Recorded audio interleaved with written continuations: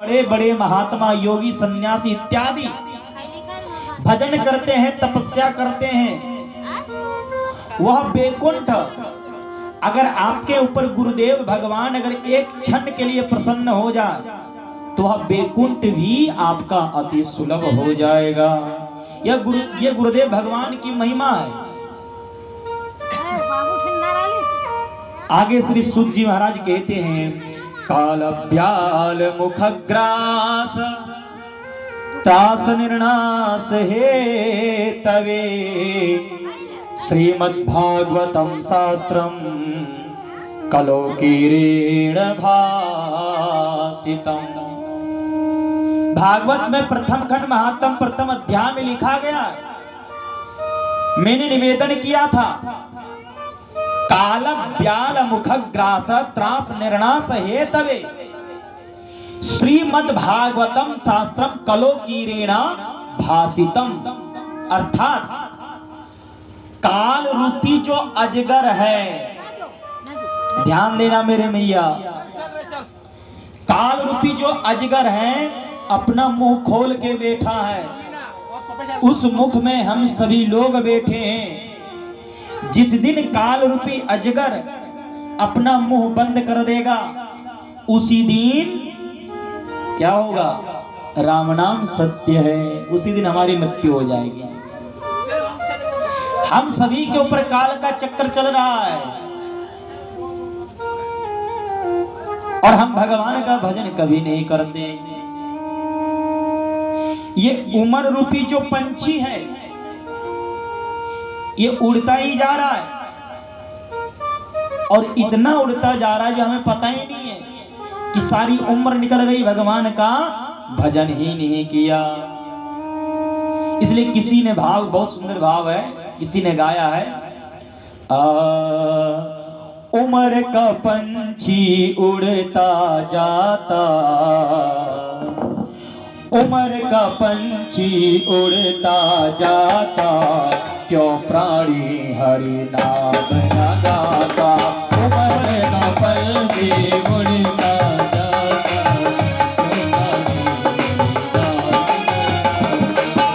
उमर का पंछी उड़ता जाता, क्यों प्राणी हरि नाम न गाता।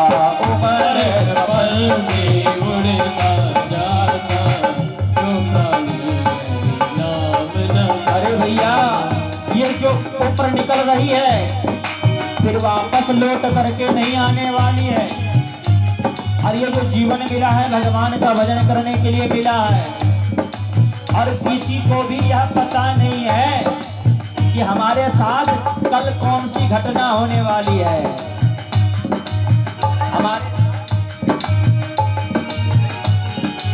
हमारे साथ कल क्या होगा ये किसी को भी पता नहीं है। किसे पता है कल क्या होगा? पता नहीं किसे पल क्या होगा, पता नहीं किसे पल क्या होगा, पता नहीं किसे पल क्या होगा। किसे पता है कल क्या होगा? किसी को पता है कि कल क्या होने वाला है? किसी को भी पता नहीं है। किसे पता है कल क्या होगा? पता नहीं किसे पल क्या होगा, पता नहीं किसे पल क्या होगा, पता नहीं किसे पल क्या होगा। कच्ची सांसों की क्या है आशा, कर जाए कब बंद तमाशा, कर जाए कब बंद तमाशा, कर जाए कब बंद तमाशा। इसलिए तू मूर्ख मन क्यों भर माता, तू मूर्ख मन क्यों भर माता, लौट के आ तेरे घर को आता, लौट के आ तेरे घर को आता। तू मूर्ख मन क्यों भर माता, लौट के आ तेरे घर को आता। श्री राधे।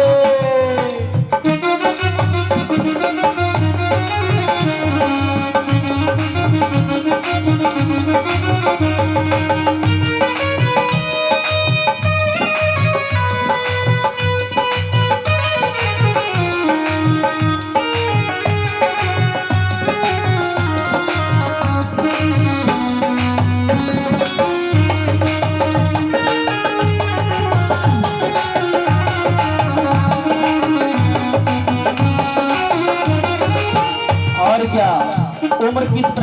निकल जाती है, कहीं मान ले प्रवचन या सत्संग कहीं श्रवण किया तो कहता है अब कल से भजन हम प्रारंभ कर देंगे, कल से राम राम लेना हम चालू कर देंगे, लेकिन उसका कल कभी आता ही नहीं है।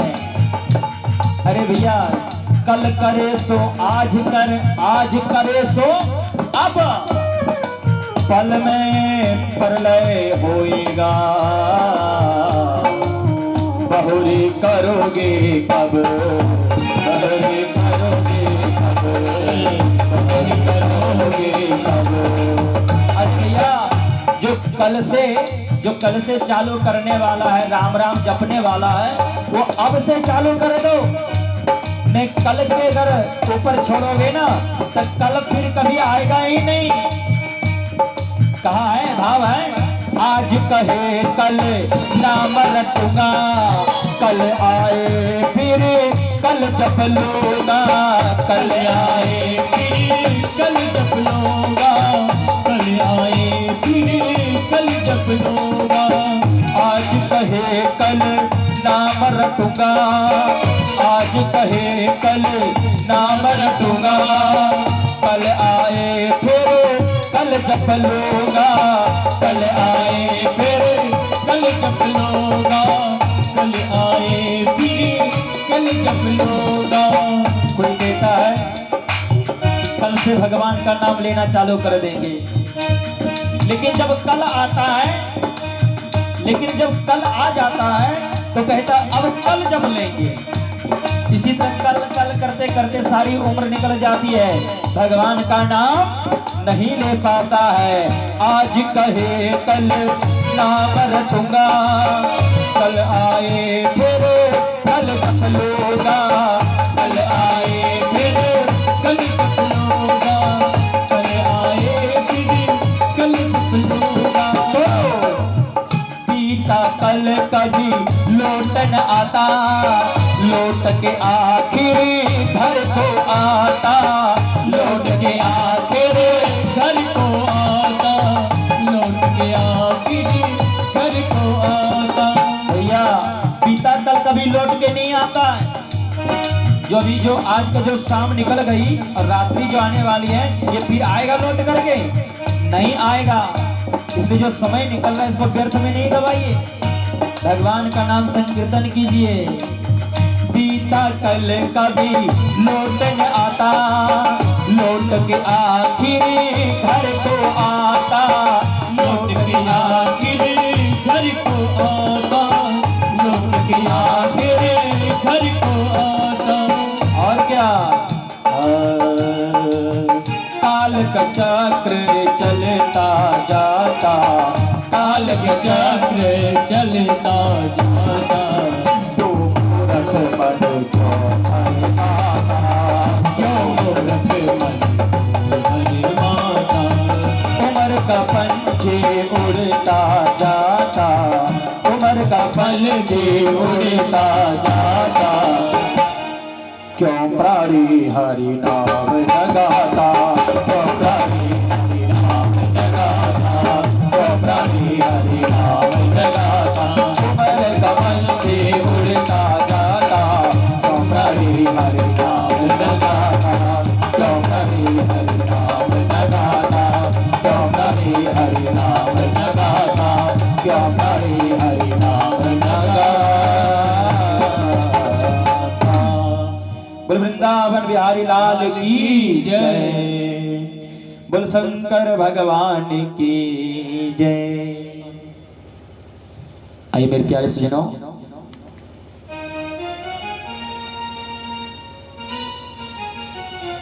ये श्रीमद् भागवत की महिमा बहुत है। श्रीमद् भागवत की कथा सुनने के लिए देवता लोग भी तरसते हैं।